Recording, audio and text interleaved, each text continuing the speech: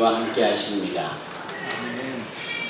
좁은 문이라는 책을 기록한 앙드레 Gide, 그가 성경 누가복음 15장에 있는 말씀 가운데 탕자의 이야기를 소위 각색을 합니다.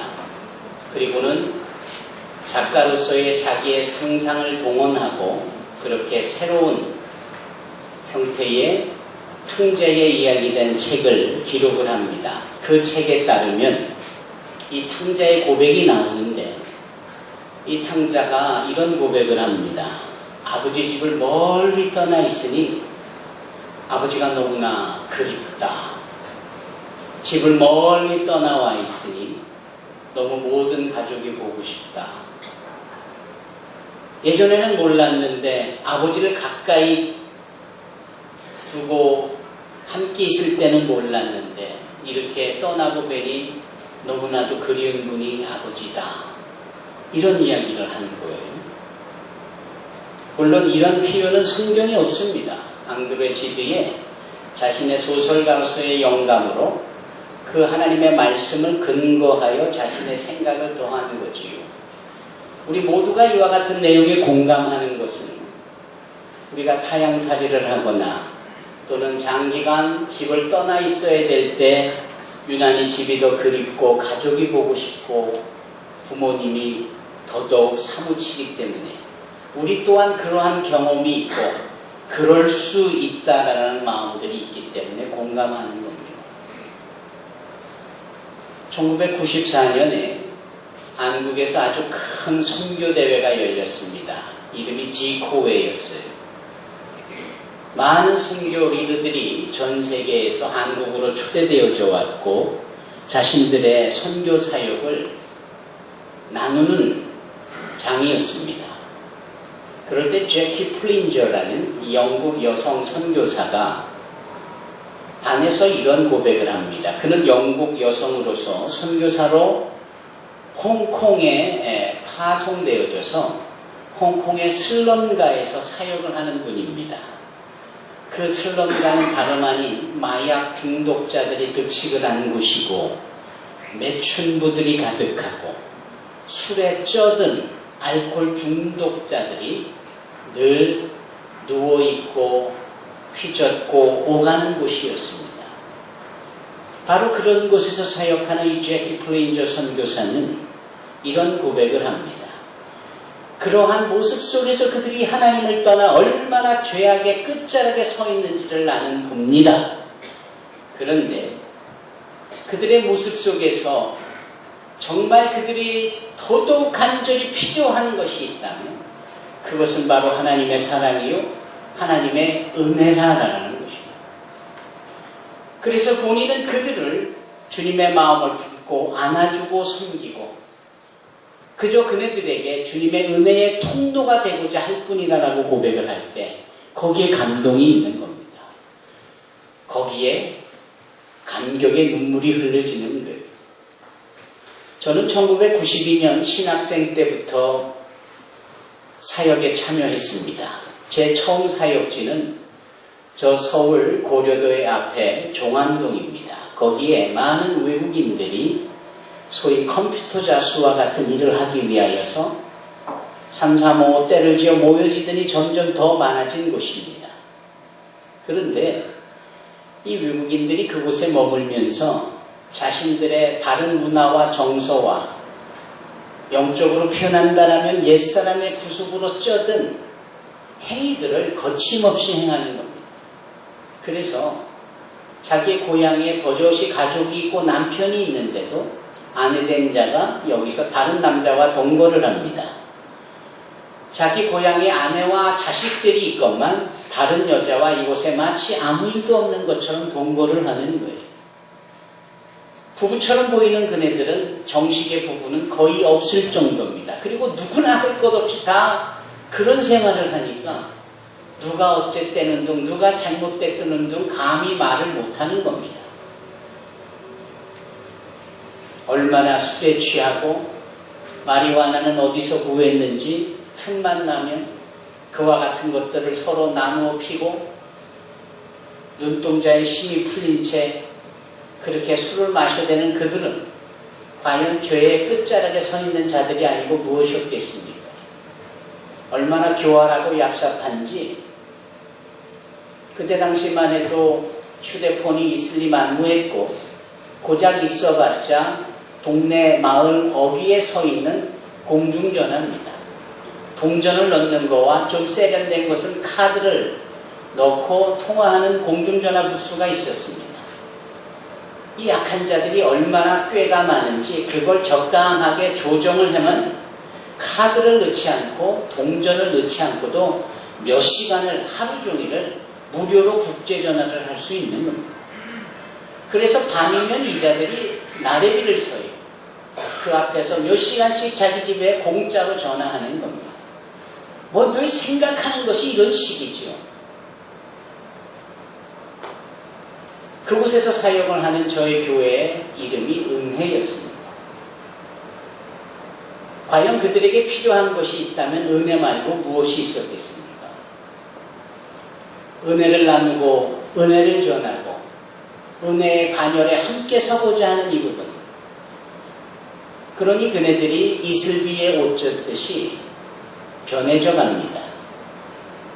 술을 끊게 되고 불법적인 동거를 그치고 자매들끼리 따로 방을 얻어 기숙을 하고 형제들끼리 구별하여 기숙을 하기 시작합니다.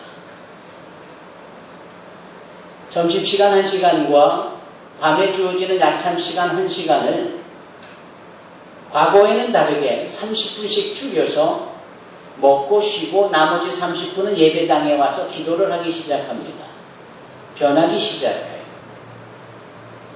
자신들이 받는 월급에서 11조를 드리기 시작하고 감사헌금과 구제헌금을 드리면서 형편이 못한 자들에게 도움을 주기 시작했고 자신들의 고향에 때가 돼서 물이 차는 발렌주엘라 같은 곳에는 그 쓰레기를 치우는 일에 써달라고 돈을 모아 보내기까지 하는 과연 죄악으로 가득한 영혼들을 바뀔 수 있게 하는 죄로 인하여서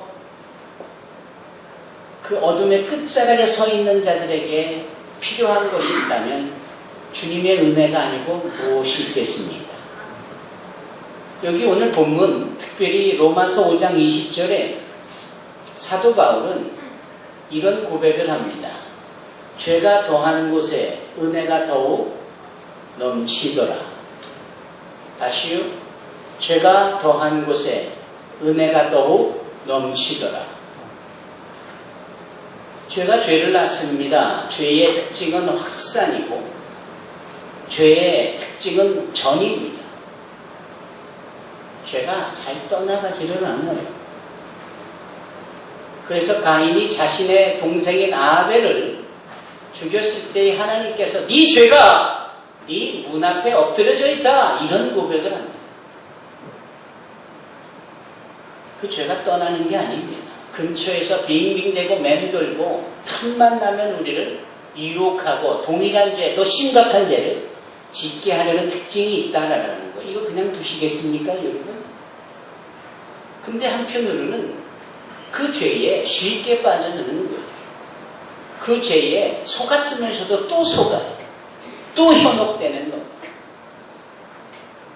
그 문 앞에 엎드려졌으니 당연히 그렇지. 어서 오시오! 라고 엎드려서 환대하듯이 맞이하는 그 앞에 우쭐대며 따라가는 꼬락서니 하거든요. 그게 우리의 모습입니다. 죄가 우리 문 앞에 엎드려졌다면 발로 밟고 지나가야 되는데 그렇지를 못하는 거예요. 이러한 우리에게 주님은 은혜를 더하십니다. 주님은 은혜를 베푸시는 거예요. 우리를 강하게 채찍질하듯이 우리에게 요구하시기보다는 당신의 따뜻한 얼굴을 우리에게 향하여 드시고 그 빛을 우리에게 비추시고 평강의 복을 더하시는 한마디로 은혜를 우리에게 더하십니다. 이것이 죄가 더한 곳에 은혜가 더욱 넘치더라 라는 사도 바울의 고백의 의미입니다. 과거 어느 정부가 소위 대북 정책에 있어서 햇볕 정책을 썼습니다. 뭐 설교 가운데 정책을 말하는 것 잘못된 겁니다. 이건 아니지만 그걸 말하는 것이 아니라 그 햇볕 정책의 원리가 무엇이었나요? 계속해서 우리의 따뜻한 마음을 보여주자, 더해주자, 그들이 마음을 열지 않겠느냐, 뭐 이런 것이었죠. 그 근간은 사실은 이솝우화에 나오는 이야기입니다. 나그네가 지나가는데 민성아, 준호야, 고개 들고 똑바로 예배 들어야지. 그 이솝우화에 나그네가 지나가는데 그 큰 구름하고 태양하고 경쟁을 하잖아요. 저 나그네가 입고 있는 겉옷 외투를 누가 벗길 수 있겠느냐. 그래서 그 구름이 있는 힘껏 바람을 내어서 그 나그네의 겉옷을 벗기려고 안간힘을 씁니다만, 그러면 그럴수록 이 나그네는 그 옷이 벗겨질까봐 더욱더 꼭 옷매무새를 여미고 손으로 꼭 잡고 가잖아요. 태양의 차례가 됐는데 그 어느 때보다도 따뜻하게 햇빛을 비치고 또 비치니까 더워지기 시작하면서 나그네가 저절로 그 코트를 벗지 않습니까? 이게 누가 승리한 거예요? 해가 승리한 거죠. 그래야 된다라고 Sunshine Polish, 햇빛 정책을 펼친 것이죠. 이 내용을 한번 쭉 보십시다. 하나님께서 우리에게 이 죄악의 옷자락을 벗기고자 하실 때 같은 논리로 적용하시지 않을까요? 당신의 은혜로, 당신의 한결같은 그 은혜와 사랑으로 우리를 기다려주시고, 우리를 격려해 주시고, 우리를 품어내 주시고, 이것이 죄가 더한 곳에 은혜가 더욱 넘친다라는 사도 바울의 고백이 아니겠습니까? 우리는 이 은혜가 더욱 넘치는 것에 대하여서 우리 주님의 은혜의 열심을 봅니다. 하나님의 열심. 아수르라는 큰 나라가 이스라엘을 침공에 들어갑니다. 그때 아수르라는 나라의 왕 이름이 사네립입니다. 이 사네립이 이 이스라엘을 침공에 들어가는데 너무 쉬운 일이, 이스라엘 사람들이 너무 연약해서 추풍낙엽처럼 떨어져 나가는 겁니다. 바로 그때에 예루살렘을 진격해 가던 아수르의 사네립이 그 예루살렘 앞에서 딱 멈춥니다. 멈추고 뭘 했느냐? 자기 메신저를 이스라엘의 왕 히스기야에게 보냅니다. 그리고 이런 전가를 전하죠. 그 전갈이 아주 의미심장할 뿐 아니라 한편으로는 가소롭기까지 합니다. 그 내용이 뭐냐면, 이제 내 앞에 나와 무릎 꿇고 항복해라. 내가 명령만 내리면 이 예루살렘은 순식간에 함락이 될 건데, 설령 너희가 믿는 여호와 하나님이 나로부터 너희를 구원해낼 수 있을 것 같으면, 그러니 내 앞에 나와 항복해라 라는 거예요. 그 이야기를 전해드린 이스라엘 왕 히스기야가 얼마나 마음에 괴로움이 있고 안타까우든지 옷을 찢으며 머리를 풀어헤치며 금식하며 통곡하며 기도를 하지 않습니다. 우리가 어찌 하나님의 영광을 가리우도록 이렇게 죄악의 끝자락에 있었던가. 우리로 인하여서 하나님의 영광이 가려지고 저 오만불선한 이방의 왕이 하나님의 이름을 망령되이 일컫으니 참으로 괴롭도다. 이게 히스기야의 마음이었어요. 바로 그때 하나님께서 이사야 선지자를 통하여 히스기야에게, 이스라엘 백성들에게 2700년 전에 기록된 그 말씀을 대하는 오늘 2015년을 사는 우리에게 이렇게 말씀합니다. 올해에도 너희가 배부를 것이고 내년에도 너희가 씨앗을 뿌려 풍성한 수확 가운데 배부를 것이고 그 후년 곧 3년이 되는데도 여전히 그리할 것이다.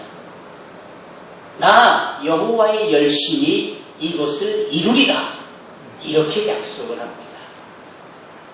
이방 왕은 이스라엘을 멸망시키겠다고 했는데 하나님은 당신의 열심으로 이스라엘 사람들이 끄떡없이 올해도 풍성한 풍요로운 삶을 누리고 내년에도 그럴 것이고 후년에도 그럴 것이고 설령 어려운 일을 당해도 여전히 뿌리를 깊게 들이워 열매를 맺을 것에 대하여서 그렇게 되어질 수밖에 없는 것에 대해서 하나님 당신의 열심이 이것을 이룰 것이다 라고 말씀합니다. 죄가 더한 곳에 은혜가 더욱 넘치는 것은 우리는 죄악의 끝자락에 서서 여전히 죄인으로 속절없이 살고 있지만 하나님 그분의 열심이 우리를 붙잡고 있으며 그분의 열심이 우리를 소망의 길로 인도하고 있으며 하나님의 열심이 우리를 죄인이 아닌 의인의 자리에 서게 해주시는 줄로 믿습니다. 여호와의 열심이 이것을 이루는 겁니다. 모두의 말씀드린 앙드로치드의 그 탕자의 이야기의 오리지널 스토리는 신약성경 누가복음 15장에 있습니다. 그 15장에는 열심이라는 하나님의 열심이라는 단어를 나타내기 위하여서 99마리의 양을 두고 한 마리 기르는 양을 찾아가는 목자를 이야기하고 하나님의 열심을 말씀하기 위하여서 집안에 잃어버린 동전 하나를 찾기 위하여 그 불을 켜고 열심히 청소하며 그 잃어버린 드라크마 하나를 마침내 찾아내어 기뻐하는 모습으로 표현하고 있습니다. 그 세 번째가 소위 그 탕자의 돌아옴까지 기다리시고 또 기다리시는 그 아버지의 열심을 말합니다. 탕자야 유산받아 먼 세상으로 떠났다 라고 할 때 그 아들이 떠나는 순간부터 그 아버지는 이제나 저제나 올까 기다리시는, 여러분 누구를 기다려 보신 적이 있습니까? 8분이 지나고 9분이 오네, 1분만 지나면 나는 가요. 이런 노랫말이 있었습니다. 요즘은 복고풍이 대세입니다. 그래서 복고적인 이야기를 다루는 영화가 대단히 인기도 있습니다.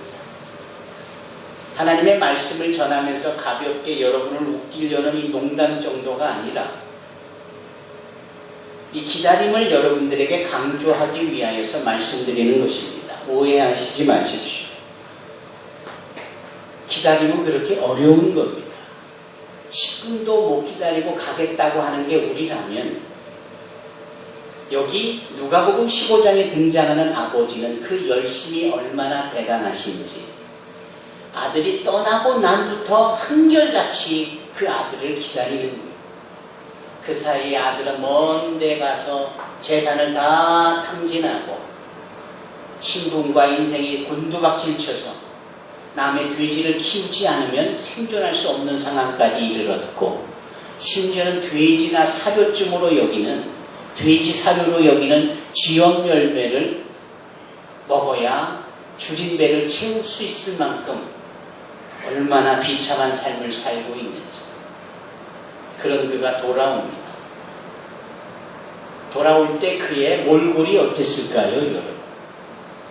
머리는 풀어 헤쳐졌을 것이고 남의 집에서 노예처럼 지냈으니 신발이 없이 맨발로 왔을 것이 분명하고 돼지를 치는 일을 했으니 그 옷에서 냄새뿐만 아니라 얼마나 더럽고 추한 모습이었을까.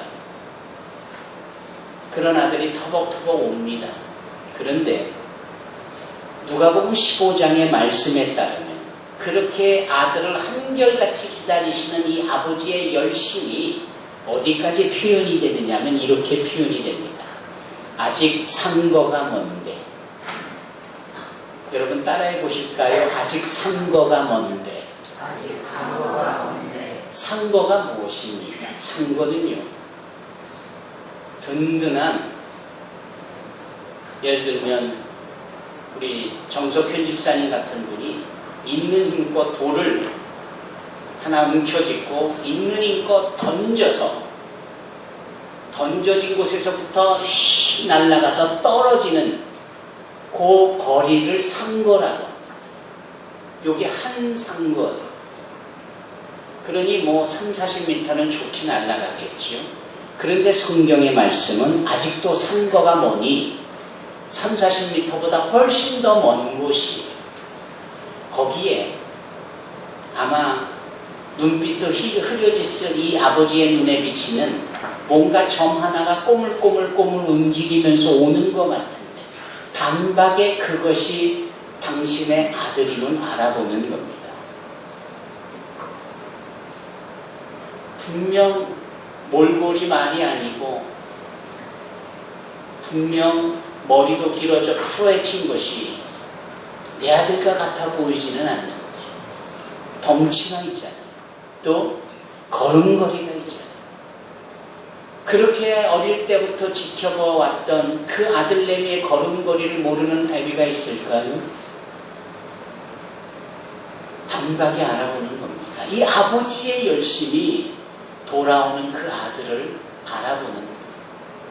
그리고는 이 아버지의 열심 좀 보십시오. 기다릴 수가 없는 거예요.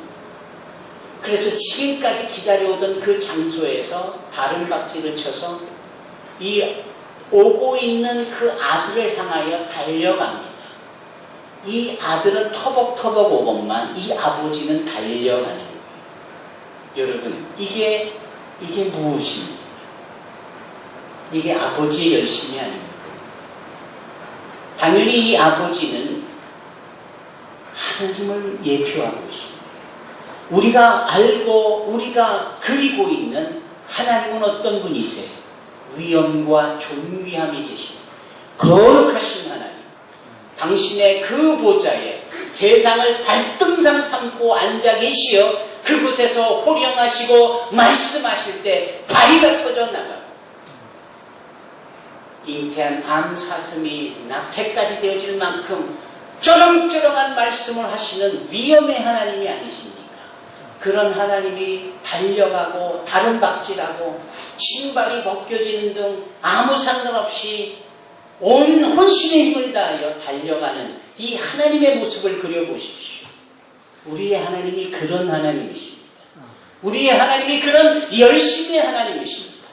내가 죄악 가운데에 고통당하고 있고 신음 가운데 있고 내 죄로 인하여서 무능력한 채 낙심과 좌절 가운데 빠져 있을 때 그래서 나의 힘으로는 아무것도 할 수 없는 소망의 끝자락에 있을 때 하나님 아버지의 열심이 있기에 우리는 여전히 소망이 있고 여전히 살아날 수 있으며 그분 편에 설 수 있게 되어지는 겁니다. 그 여호와의 열심이 곧 여호와 하나님의 우리를 향한 은총입니다. 그 하나님 아버지의 열심이 우리를 위하여 십자가에서 죽기까지 하시고 다시 사신 예수 그리스도의 은혜를 의미합니다. 그 아버지의 열심이 세상 끝날까지 우리와 함께 하시며 때를 따라 돕는 은혜를 베풀어 주시며 능력을 더하여 주시는 성령의 은택을 의미합니다. 여기 사도 바울이 고백하고 있습니다. 죄가 더한 곳에 그 지긋지긋한 죄가 많은 것도 고민인데 더해가는 거예요. 더해가는 거예요. 시간이 갈수록 우리가 알고 지으는 죄, 모르고 지으는 죄, 여러 자범죄와 고범죄 투성입니다. 이것을 한마디로 사도 바울은 말하고 있는 거예요. 죄가 더한 곳이다. 우리입니다. 우리가 그런 존재. 그럼에도 불구하고 하나님 아버지의 열심이 구체적으로 어떻게 우리 가운데 펼쳐지고 드러나느냐. 은혜가 더욱 넘치더라. 할렐루야. 은혜가 더욱 넘치더라. 죄가 더하는 것보다도 은혜가 더욱 비교급이지요. 앞에 있는 죄의 더함보다도 훨씬 더 강력하고 풍성하고 완벽한 이 주님의 은혜가 넘치는 것입니다. 넘치는 건 분명 정량보다 오바되는 게 넘치는 거 아닙니까? 그것도 더욱 넘치는 것은 많이 넘칠 만큼 풍성의 극치 아닙니까? 우리 주님이 주시는 은혜가 그렇게 우리의 영혼과 삶 가운데 더욱 넘치리라 믿습니다. 그 일로 인하여서 어려움이 있고 마음에 답답함이 있고 근심이 되는 일이 있거들랑 이 로마서 5장 20절의 말씀을 기억하십시오. 주의 은혜가 더욱 넘치더라. 사랑하는 성도 여러분, 율법은 우리에게 죄가 무엇인지를 알려주고 있습니다. 그렇기 때문에 우리에게는 여전히 율법이 필요합니다. 그 율법은 우리에게 죄를 알려줄 뿐 아니라 그 죄를 내가 짓고 있는 것을 알려주고 있습니다. 더 나아가서 그 율법은 죄가 무엇인지와 그 죄를 내가 짓고 있는 거와 그 죄의 결과로 인해서 내가 죽을 수밖에 없다는 것을 알려줍니다. 그게 율법이에요. 그래서 오늘 본문 로마서 5장 20절로 21절에 율법의 필요함과 더하여짐의 것을 역설하고 있는 겁니다. 다만 그 율법은 한계가 있어요. 죄가 무엇인지를 알려주고 죄짓고 있는 우리가 누구인지를 알려주고 그 죄로부터 자유할 수 없음을 알려줄 때 거기가 한계인 거예요. 그러나 은혜는 율법이 규정해 놓은 죄를 녹이고 깨끗게 하며 죄인된 의리를 의인으로 변화시키게 하며 그 죄로부터 구원받을 수 없는 우리에 대하여서 구원이 우리 주 예수 그리스도의 은혜로 말미암아 영생에 이르게 한다라고 오늘 로마서 5장 21절에 결론적으로 말씀하고 있는 겁니다. 사랑하는 성도 여러분, 우리 주님의 은혜가 이 새해에 여러분들에게 더욱 넘치시기를 주님의 이름으로 축원합니다. 기도하겠습니다.